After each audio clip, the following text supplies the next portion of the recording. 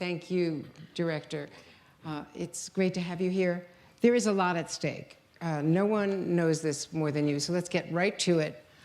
I want to start with Russia. We'll move on to a lot of the other threats, the things that you're looking about the world. But let's talk with Russia. You did something really extraordinary on Monday. Moments after the president appeared to be siding with Vladimir Putin over you personally, by name, you stood up and spoke out. I'm wondering, why did you do that?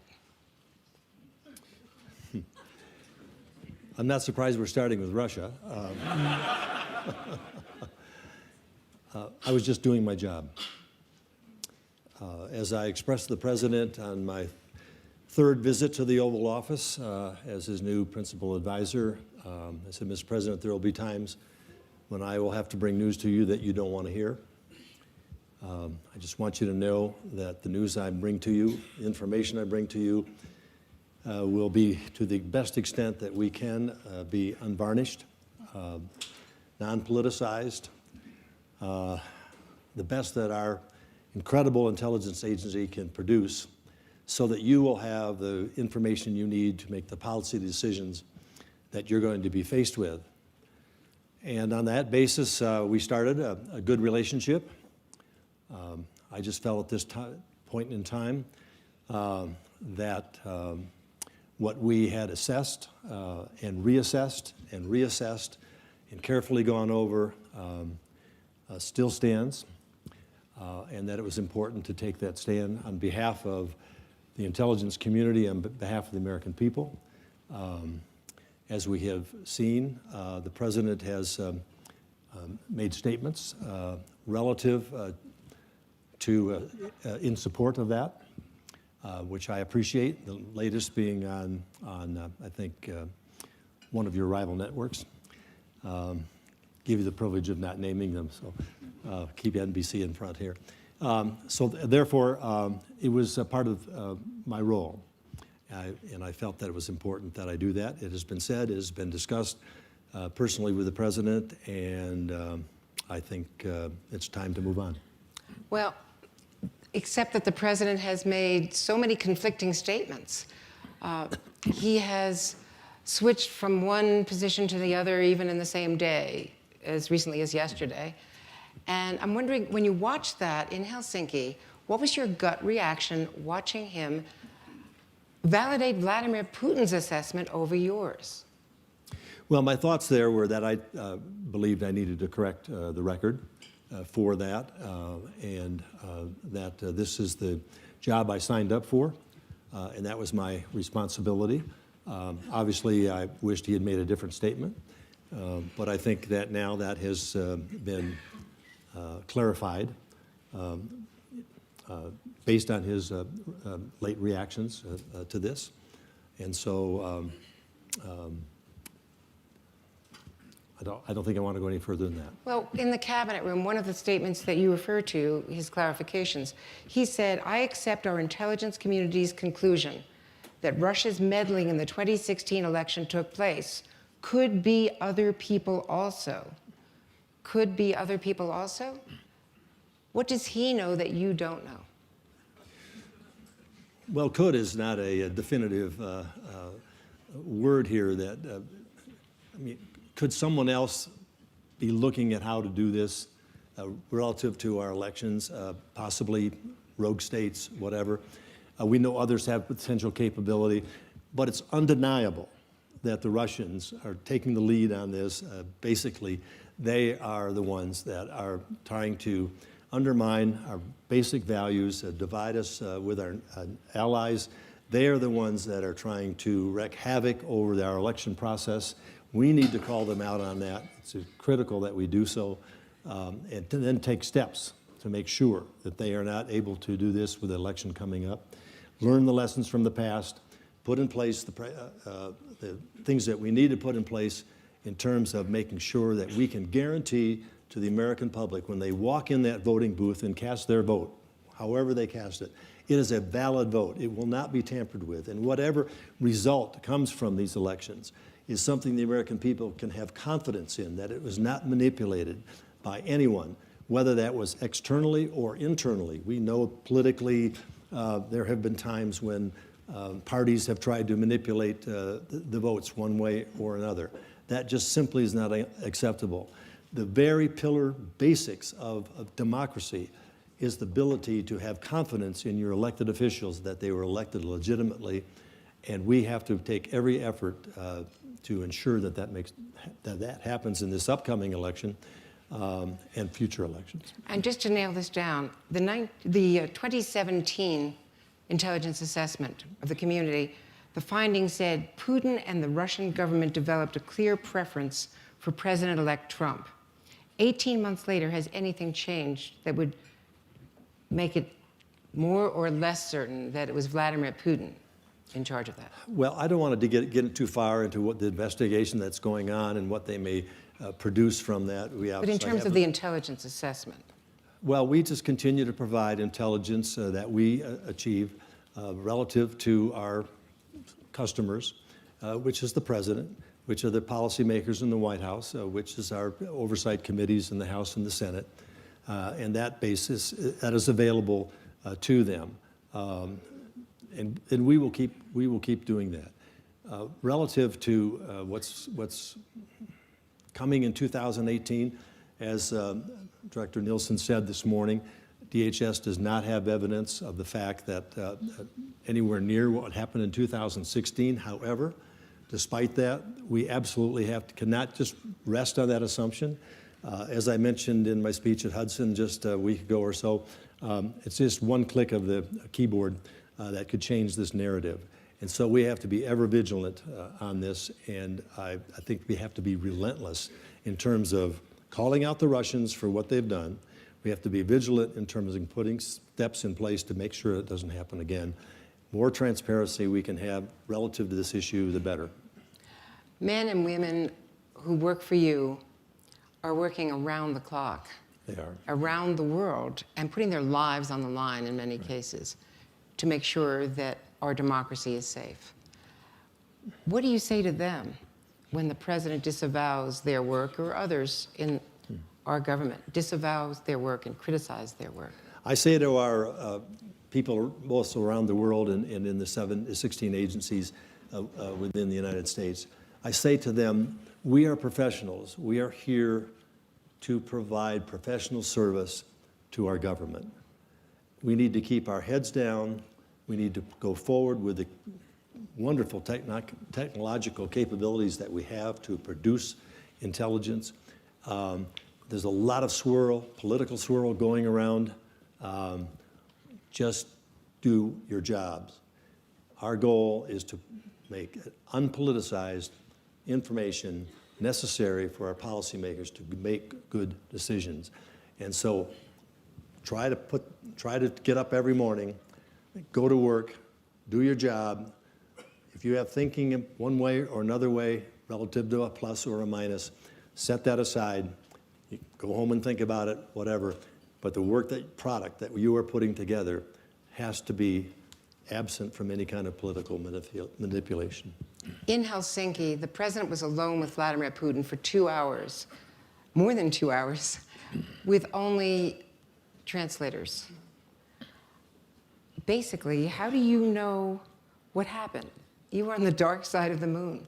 How do you have any idea what happened in that meeting? Well, you're right. I don't know what happened in that meeting. I think as time goes by, and the president has already mentioned some things that happened in that meeting, I think we will learn more. But that is the president's prerogative. If he had asked me how that ought to be conducted, I would have suggested a different way. But that's not my role. That's not my job. So it is what it is. Is there a risk that Vladimir Putin could have recorded it? That risk is always there. Is there a risk that the soccer ball could have been wired? Was that a World Cup soccer ball, or was that we have ability to measure those kinds of things to determine whether or not they I are kind a of risk figured or you not. did. In fact, every time I come home with, there's a limit to what they can give you if you meet with your foreign adversaries. All that has to go through the radar and processes, and is it less than $20 or whatever? So I'm sure that soccer ball has been looked at very carefully. Yeah, I'll bet you looked at that big letter from Kim Jong-un that was brought right into the Oval Office. Also, that was really something else. Today, the White House said that the president now disagrees with Vladimir Putin's offer to question Ambassador McFaul and other Americans, other diplomats. As a former ambassador, are you dismayed that it took the president 3 days to come to that conclusion? Andrea, I don't know how to answer questions like that.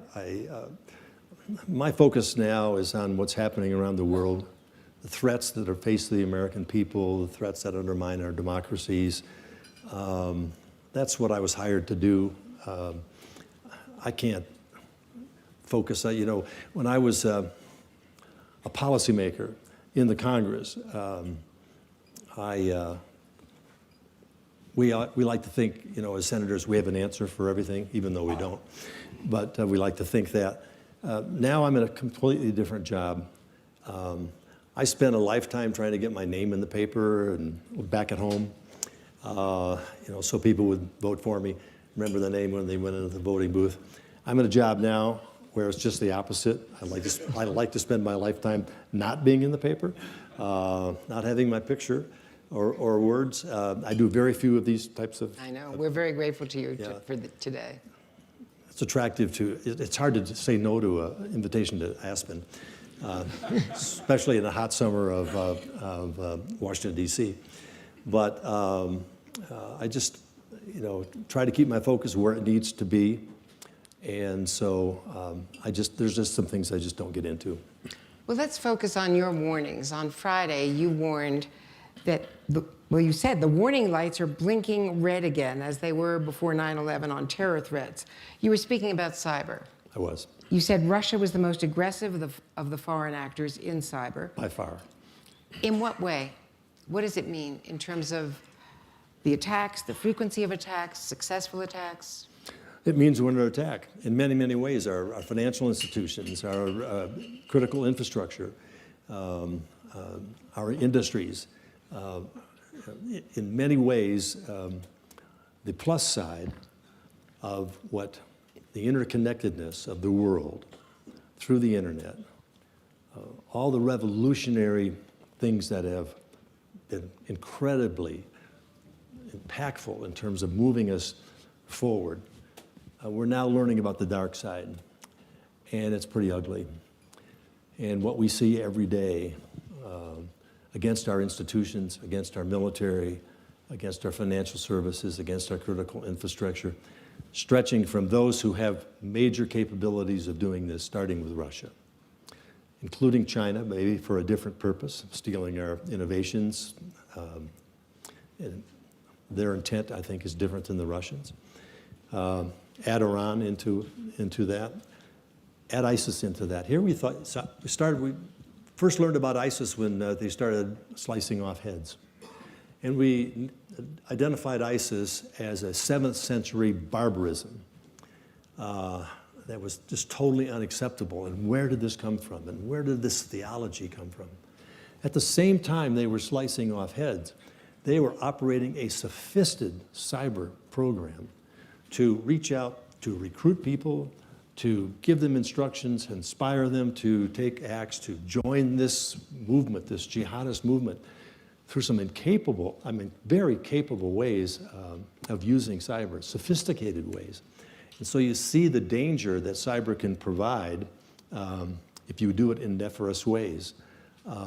We see that, it's everything from a sophisticated nation with a lot of capabilities, to rogue states, to criminal organizations, to a kid sitting in his dorm room that can wreak havoc on our economy, wreak havoc on our country, on our critical infrastructure. We are throwing everything we have at it to prevent that from happening, but it has become, in my mind, and what I stated in the threat assessments, up there at the top. And we need to understand that. I was worried about a complacency. Oh, you know, every day you hear 120 million people's names have been snatched from the Equifax or this or that or whatever. Yeah, okay. And they're probably got stuff from you through your phone. You should be changing your password every week. Oh, I'm not going to do that. I can't remember a password anyway, et cetera, et cetera. There's a complacency and an acceptance of what's happening out there that, well, this is just what it is. This is just the result of it. And so I'm concerned about, you say, what do you worry at night? I'm concerned about a cyber 9/11. What would that look like? Well, let's say you shut down Wall Street for a week. What does that do to world markets and people's investments? Let's say you crash a Bank of America or Wells Fargo or whatever, and all of a sudden people are saying, wait a minute, what happened to my account? What happened to my retirement? Oh, we'll get it back, okay. Well, we've seen this, and we've seen coverage of that. We haven't seen the big one.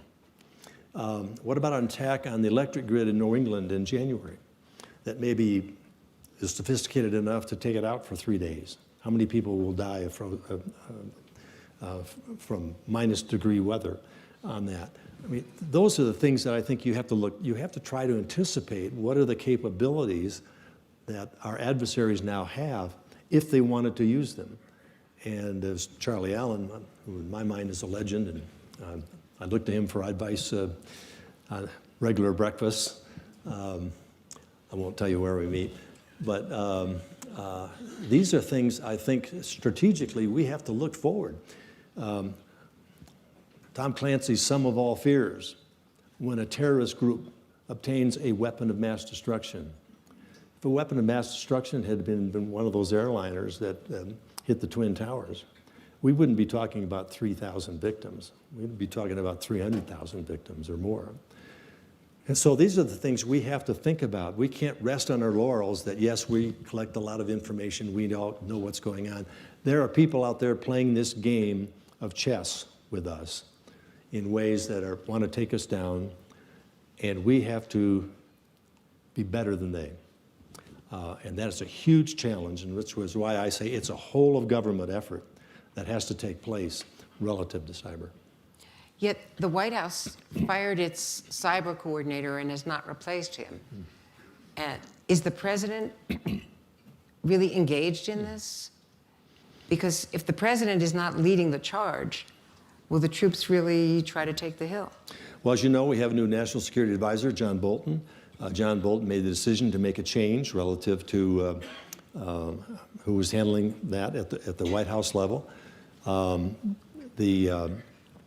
John Bolton is putting in place the replacements for that. It is a key, he's assured me that is a key issue that we need to address. In the meantime, this is spread throughout our various agencies, each one somewhat different than the other, taking major steps. We have fusion centers, we have processes underway. Kirsten Nielsen basically told you about what DHS is doing. Defense is doing that. All of our agencies are engaged in that. This is going to continue to ramp up, and it involves not just tampering with the election, but it involves putting the right defenses in place, the right strategies in place in terms of how to retaliate if necessary. It's clearly one of our top priorities. Last week, you said Russia and other actors were exploring vulnerabilities in critical infrastructure and trying to infiltrate energy, water, nuclear, and manufacturing sectors. These actions are persistent, they are pervasive, and they are meant to undermine America's democracy. Have they succeeded? And have you found penetrations in areas? Well, sure. I mean, we see, all you have to do is pick up the paper and see who was the latest successful hack. And so there are those penetrations. From criminal syndicates or are those foreign actors? From any number of. And attribution is one of the problems that we have. You're not lining up tanks and planes here and see where the enemy is. You don't know exactly where it's coming from. We have capabilities to determine that, but that takes some pretty good statecraft in order to define that. So yes, this is something that is broad, and we see it coming from all different sources. Criminal organizations can use it. You see the stealing of Bitcoin. You see the stealing of money. North Korea is pretty famous for its capabilities to gain revenue by hacking financial institutions. So it's everywhere. Are you seeing any evidence of increased Iranian aggression, perhaps in Welcome to response The Lead. I'm Jake Tapper. You've been listening to the sanctions? Director of National Intelligence, Trump appointee Dan Coats, confirming once again that he stands by the U.S. intelligence community assessment that Russia interfered in the 2016 election. This comes after 3 days of clarifications and misstatements from the White House over what exactly President Trump believes when it comes to Russian interference, after the president first publicly questioned Russia and Putin's role. That prompted Coats to issue a statement that evening. President Trump was in Helsinki. He was here affirming the conclusion that Russia indeed attacked the U.S. Just now, Director of National Intelligence Coats said that he released that statement because it was important to correct the record for the American people, that he was simply doing his job. Coats also weighed in on the president's one-on-one meeting with Putin, suggesting he would not have held such a private meeting. But it looks as though another meeting might be happening soon with this breaking news just in. White House Press Secretary Sarah Sanders just announcing on Twitter, quote, President Trump asked Ambassador John Bolton, the National Security Advisor, to invite President Putin to Washington in the fall. And those discussions are already underway. CNN's Jim Sciutto is in Aspen, where Coats is speaking. And Jim, the Director of National Intelligence, said that the U.S. needs to be relentless in calling out the Russians for what they have done. That's right, Jake. And listen, we've heard a whole host of senior national security officials speak here, many of them tailoring their words, towing the line, perhaps with an ear to Washington, knowing that the White House will be listening to how they answer these questions here. But for the senior-most U.S. intelligence official and the Director of National Intelligence, Dan Coats, he did not pull any punches. He answered those questions definitively, with conviction, and in doing so, Jake, he contradicted the president. One, on any questions about the assessment that it was Russia that interfered in the election.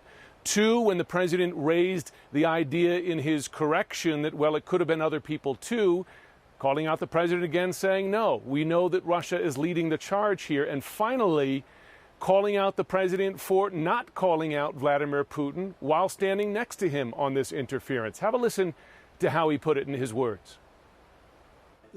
Believed I needed to correct the record for that, and that this is the job I signed up for, and that was my responsibility. Obviously, I wished he had made a different statement, but I think that now that has been clarified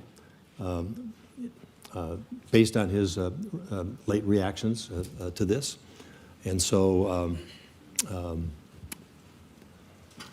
I don't think I want to go any further than that. Well, Jake, you mentioned that he brought up the one-on-one meeting between Trump and Putin, and he made a remarkable revelation.